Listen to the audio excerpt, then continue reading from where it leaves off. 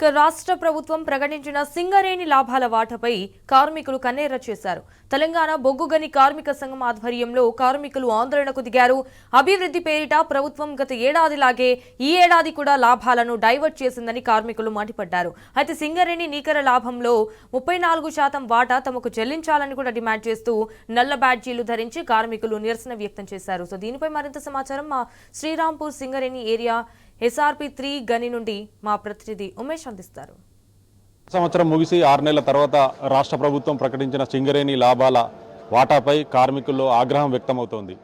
గత ఏడాదిలాగే ఈ ఏడాది కూడా అభివృద్ధి పేరిట రాష్ట్ర ప్రభుత్వం సింగరేణి లాభాలను అంటే కార్మికుల కష్టాన్ని డైవర్ట్ చేయడం పట్ల కూడా నిరసనలు వ్యక్తమవుతున్నాయి. తెలంగాణ బొగ్గుగని కార్మిక సంఘం ఆధ్వర్యంలో ఈరోజు మంచిర్యాల జిల్లాలోని శ్రీరాంపూర్, మందమరి, బెల్లంపల్లి సింగరేణి ఏరియాల్లో నిరసనలు కొనసాగుతున్నాయి. ప్రస్తుతం మనం SRP3 Srirampur Singareni area SR3 గని వద్ద ఉన్నాం. ఇక్కడ ఆ సింగరేణి లాభాలను, కార్మికుల లాభాలను డైవర్ట్ చేయడంపై కూడా నల్ల బ్యాడ్జీలతో నిరసనలు వ్యక్తం చేస్తున్నారు. ఇదే అంశంపై మనతో పాటు మాట్లాడడానికి తెలంగాణ బొగ్గుగని కార్మిక సంఘం రాష్ట్ర ప్రధాన కార్యదర్శి కేతిరెడ్డి సురేందర్ రెడ్డి గారు ఉన్నారు. సురేందర్ రెడ్డి గారు, చెప్పండి, ఈరోజు ఈ నిరసనల యొక్క ప్రధాన ఉద్దేశం ఏంటి? మరొక్కసారి కాంగ్రెస్ ప్రభుత్వం సింగరేణి కార్మికుల మీద ఉన్న తమ అక్కసును, తమ నైజాన్ని వెళ్ళగక్కిందని చెప్పచ్చు. నిజంగా ఈరోజు సింగరేణి ప్రాంతం అంతా లాభాల వాట వచ్చిందంటే మంచి డప్పు చప్పుట్లతోని మంచి సంబరాలు చేసుకుంటూ సంతోషంగా ఉండాల్సిన సమయం. దీన్ని కూడా వాళ్ళు ఎలాగైతే తెలంగాణను నిర్వీర్యం చేయాలని బీజేపీ ప్రభుత్వం ప్రయత్నిస్తుందో అలాగే కాంగ్రెస్ పార్టీ ప్రభుత్వం కూడా గత సంవత్సరం లాగానే ఈ సంవత్సరం కూడా మోసం చేయడం జరిగింది. 1998-99 నుంచి లాభాల వాటా 10% వచ్చేదాన్ని తెలంగాణ రాష్ట్రం ఏర్పడిన తర్వాత 2014 నుంచి 18% ఉన్నదాన్ని 32%కి ఇప్పించిన ఘనత టీఆర్ఎస్ పార్టీది, తెలంగాణ బొగ్గని కార్మిక సంఘంది. ఈ రోజు కూడా టీఆర్ఎస్ పార్టీ ఉన్నప్పుడు, తెలంగాణ బొగ్గని కార్మిక సంఘం గుర్తింపు సంఘంగా ఉన్నప్పుడు కార్మికులు మాకు లాభాల వాటా కావాలని ఆందోళన చేసిన సందర్భం లేదు. ఏ యూనియన్లు కూడా అడిగిన సందర్భం లేదు. అడగకముందే ఇచ్చేవాళ్ళం. మనం 22 కావాలంటే కేసీఆర్ గారు 23% డిక్లేర్ చేసి సంతోషంగా ఈరోజు సాయంత్రం డిక్లేర్ చేస్తే తెల్లారి పొద్దున్నే అకౌంట్లో పడ్డ సందర్భాలు ఉన్నాయి. కానీ గత సంవత్సరం వచ్చిన లాభాలు 4701 కోట్లని స్వయంగా ఉప ముఖ్యమంత్రి మల్లు భట్టి విక్రమార్క గారు, రేవంత్ రెడ్డి గారు ఉన్న వేదిక మీద ప్రకటించడం జరిగింది. అదే వేదిక మీద ఏఐటీసీ రాష్ట్ర అధ్యక్షులు కామ్రేడ్ వాసిరెడ్డి సీతారామయ్య గారు మరియు INTC secretary general Janak Prasad గారు కూడా ఉన్నారు. కానీ ఆడ ప్రకటించింది 4700 కోట్లు, దానిలోకి వెళ్ళి 33% మేము ఇస్తున్నామన్నారు. అంటే ఒక్కొక్కరికి కనీసం 1560 కోట్లు పంచడం అంటే ఒక్కొక్కరికి 3 లక్షలకు తక్కువ రాకుండా వస్తాయని అందరం అనుకున్నాం. తెల్లవారి కంపెనీ CDN GM అంటే సుబానీ గారు కూడా, అధికార ప్రతినిధి గారు కూడా 4701 కోట్ల నికర లాభాలు వచ్చినాయి. అందులోకి వెళ్ళి 33% NCW ఎంప్లాయీస్కు మేము ఇస్తున్నామని చెప్పి పత్రికా ప్రకటన కూడా చేయడం జరిగింది. ఆ తర్వాత దాన్ని మార్చేసి అందులోకి వెళ్ళి 2289 కోట్లు ఫ్యూచర్ డెవలప్మెంట్ కొరకని పక్కకు పెట్టి ప్రకటించిన దాంట్లోకి వెళ్ళి కేవలం 2412 కోట్ల మీదకెళ్ళి 33% ఇవ్వడం జరిగింది. అంటే 796 కోట్లు పంచారు. వాస్తవం చూస్తే అది 4700 కోట్ల మీద 16.9% మాత్రమే అయింది. జరిగిన అన్యాయాన్ని గుర్తించిన తెలంగాణ బొగ్గని కార్మిక సంఘం బాయిల మీదకి వచ్చి ఆందోళన చేపట్టి నల్ల బ్యాడ్జీలు ధరింపజేసి కార్మికులతోని నిరసన కార్యక్రమాలు చేస్తే దానికి వంతపాడుతున్న సర్కార్ సంఘంలాగా మొన్నటిదాకా భావించిన AITC వారు, TBG కేసు వాళ్ళు తప్పుడు ప్రచారం చేస్తున్నారు. మొత్తం లాభాలు 2412 కోట్లు మాత్రమే అన్నారు.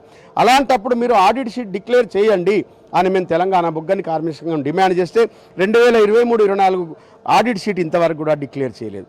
అలాగే ఈ సంవత్సరం కూడా లాభాలను, ఆర్థిక సంవత్సరం అయిపోయి 6 నెలలు గడిచినా కూడా కనీసం సంస్థకు వచ్చిన లాభాలు ఏంది, ఆర్థిక పరిస్థితి ఏంది కనీసం చెప్పకపోవడం వల్ల తెలంగాణ బొగ్గని కార్మిక సంఘం కార్మికుల కొరకై, హక్కుల కొరకై పోరాడే సంఘం కాబట్టి, తెలంగాణ రాష్ట్ర సాధనలో సింగరేణి కార్మికులు ముందుండి పోరాడారు కాబట్టి వాళ్ళ హక్కులు పరిరక్షించాల్సిన బాధ్యత మా మీద ఉంది కాబట్టి మేము బావుల మీద నల్ల బ్యాడ్జీలు ధరించి మెమరాండంలు ఇచ్చి GM కార్యాలయాల వద్ద ధర్నా చేసి ఆ తర్వాత కూడా వాళ్ళు పట్టించుకోకుంటే ఈ నెల 19వ తారీఖున హైదరాబాద్లోని సింగరేణి భవన్ను ముట్టడించడానికి పోతే అది తెలుసుకున్న పోలీసు వాళ్ళు గోదావరికంలో మా వర్కింగ్ ప్రెసిడెంటు, వైస్ ప్రెసిడెంట్లను, కార్యకర్తలను అందరినీ అరెస్ట్ చేయడం, శ్రీరాంపూర్లో కూడా అరెస్ట్ చేయాలనుకుంటే మేము తప్పించుకొని హైదరాబాద్ పోయి అక్కడ సింగరేణి భవన్ ముట్టడించడం జరిగింది.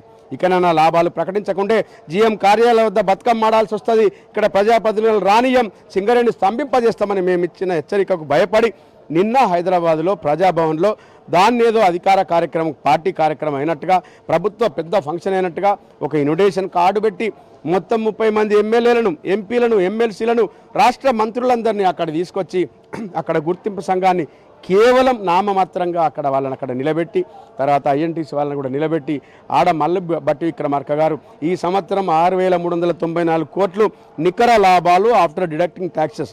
ఇది మల్లి బట్టి విక్రమార్క గారు మాట్లాడిన స్వయం మాటలు నేను చెప్తున్నాను ఈరోజు. అంటే అందులోకి వెళ్ళి 1% పెంచిన 34 అంటే 2,170 కోట్లు కార్మికులు పంచితే ఒక్కొక్కరికి కనీసం 5 లక్షలు వచ్చే అవకాశం ఉండే.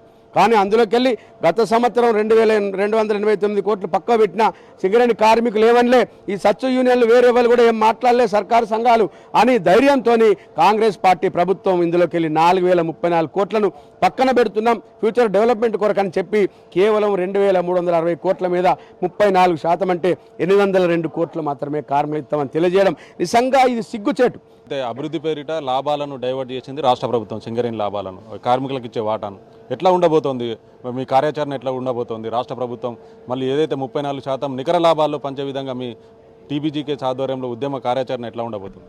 నికర లాభాలు అంటే ఆఫ్టర్ డిడక్టింగ్ ది ట్యాక్సెస్, పన్నులు పోయిన తర్వాత ఏవైతే ట్యాక్స్ పోయినాక ఉంటాయో ఆ లాభాలకు వెళ్ళి వాటా పంచడం అనేది గత 20 సంవత్సరాలు చానవాయితీ. కేవలం రేవంత్ రెడ్డి ప్రభుత్వం వచ్చిన తర్వాత సింగరేణి మీద ఒక కుక్కల్లాగా మీద పడి దీన్ని దోచుకు తింటున్నారు. మొత్తం అవినీతిమయం అయిపోతుంది సింగరేణి ఈరోజు మొత్తం చూస్తా అంటే. ఫర్దర్గా ఈ సంస్థ ఉంటుందా ఉండదా, ఒకప్పుడు బీఎఫ్ఆర్కి అయినప్పుడు ఏ పరిస్థితులు ఉండో ఆ పరిస్థితి ఇప్పుడు సింగరేణిలో రాబోతుంది. కొత్తగా 19,000 మంది యువరక్తం కొత్తగా వచ్చారు, వాళ్ళ భవిష్యత్తు ఏంది? వాళ్ళు ఇంకా 30 సంవత్సరాలు వాళ్ళు పనిచేయాలి. ఈ రాష్ట్ర అభివృద్ధిలో ఎన్నో ట్యాక్సెస్ పెట్టుకుంటా మనం రాష్ట్రాన్ని ముందుకు తీసుకెళ్తున్నాం. 24 గంటల కరెంటు ఈరోజు ఈ రాష్ట్రం ఇస్తుందంటే మనం కష్టపడుతున్నాం కాబట్టి, మనం చీకట్లో ఉండి లైట్లు ఇస్తున్నాం కాబట్టి ఈ రాష్ట్ర సాధనలో ముందున్న సింగరేణి కార్మికులు ఈ రాష్ట్రాన్ని అభివృద్ధి పథంలో ముందుకు తీసుకుపోవడం కూడా ఉన్నారు. అలాంటి వారికి అన్యాయం జరిగినప్పుడు చూస్తూ తెలంగాణ బొగ్గని కార్మిక సంఘం ఊకోదు.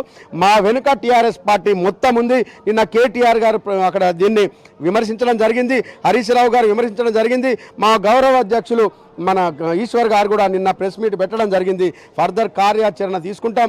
బావుల మీదకి కానీ సింగరేణి ఏరియాకు కాంగ్రెస్ నాయకులు ఎవరు రాకుండా, ఐఎన్టీసీ ఎవరు నాయకులు రాకుండా వాస్తవంగా లాభాల వాట ప్రకటిస్తే ఈరోజు ఇక్కడ బాంబులు కాల్చాలి, స్వీట్లు వంచాలి. ఏవి ముఖాలు మీరు ఎక్కడున్నారో ఐఎన్టీసీ నాయకులు అని మేము అడుగుతున్నాం.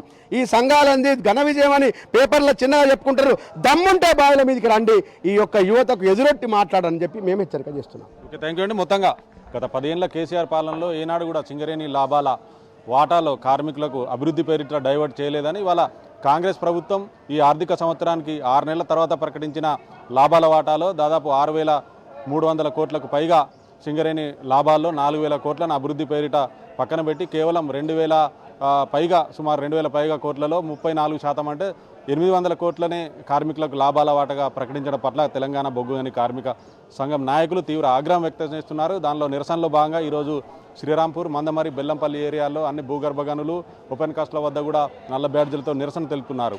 రాష్ట్ర ప్రభుత్వం వెంటనే నికర లాభాల్లో కార్మికులకు 34% వాటా చెల్లించాలంటూ, లేదంటే తాము ఉద్యమ కార్యాచరణకు రూపకల్పన చేస్తామంటూ తెలంగాణ బొగ్గు గని కార్మిక సంఘం రాష్ట్ర ప్రధాన కార్యదర్శి కేతిరెడ్డి సురేందర్ రెడ్డి అంటున్నారు. ఇది ఇక్కడ తాజా పరిస్థితి. SRF3 గని నుంచి విడుదల శ్రీనివాస, ఉమేష్, టీ న్యూస్, మంచిర్యాల.